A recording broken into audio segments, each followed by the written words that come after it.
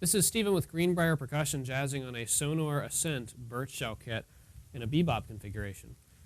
This is a 14 by 18 bass drum with a 12 and a 14 floor tom, a great 14-inch snare. This one looks like it's a 6-inch depth.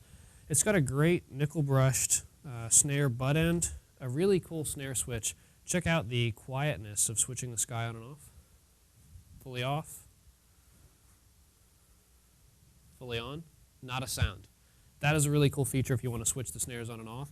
I'm going to play with that a little more in a second here and do something a little less jazzy to show that this is a jazz size kit. It is amazing for jazz. It was designed for jazz by Sonor.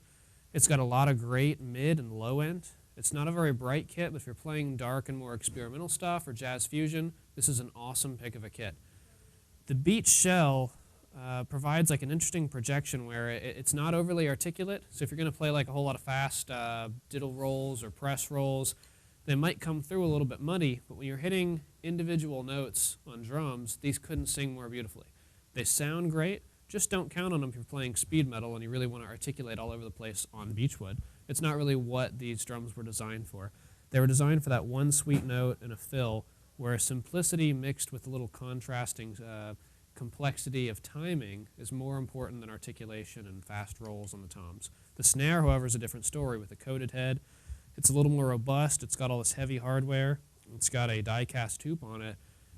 It's going to come through with a lot more of a focused sound, more projection, and it's going to articulate a lot better. So I'll show you a little bit of that as well.